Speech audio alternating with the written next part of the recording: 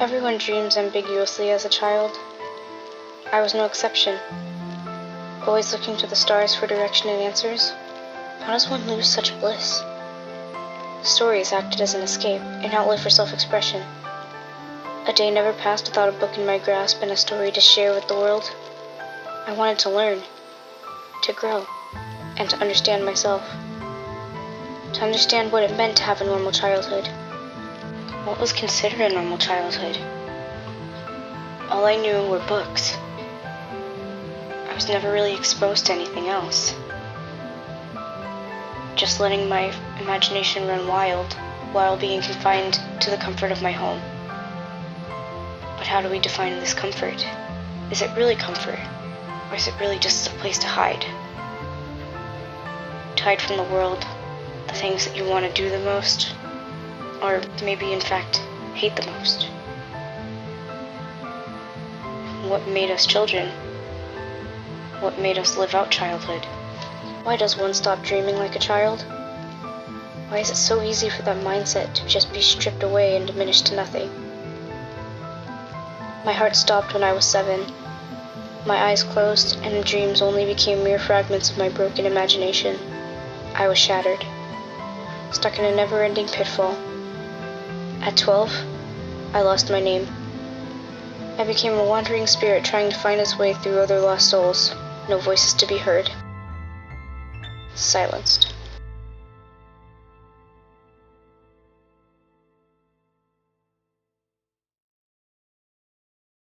It is always said that silence makes people insane.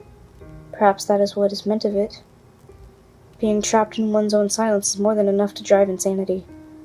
Anxiety is blown out of proportion and then placed on the back burner, only to fester and boil over once again. Dreams are taken away and replaced with endless nonsense our brains can't comprehend, only to crash, burn, and repeat. When does it end? Such a fragile thing the brain can be. It can be manipulated and twisted with the snap of a finger, yet it's still our most powerful tool. Literature acts as a place of escape, whether it be a book or visual literature.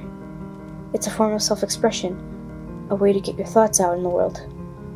Therefore, science fiction was a huge genre for me growing up because it allows me as a creative to think outside the box and create new things. To stand out, risks must be taken to get your name out there. How much should we risk to reach these? How far does my privilege affect me reaching my dreams? What can I do to overcome it? These are questions I ask daily, even today. What privilege do I need to be successful? How can I overcome my stigmas to reach my successful goals? To reach my goals in general? What do I need to change about myself to be more privileged? Why would I need to change myself to be more privileged? What benefit would that give me? Why would I need to change my ways to be seen better, to do better, to do what I want to do? Why is this the way the world works? Society just plagues our minds every single day. Meanwhile, we just sit back and watch it happen. There isn't much to say about why the way things are. Though how are we going to change it? What do we need to do to bring about the change, to allow us to be ourselves and reach our full potential by just being ourselves? To accept one another for who we are, no matter our gender, race, identity. What do we need to do? I know it's a hard goal, and it's something that can seem unachievable, but it's not impossible. This generation has so much leniency and fluidity. It seems more possible now than ever. So where is the change? What do we need to do to come together as one unit and show our strength, our numbers, our power?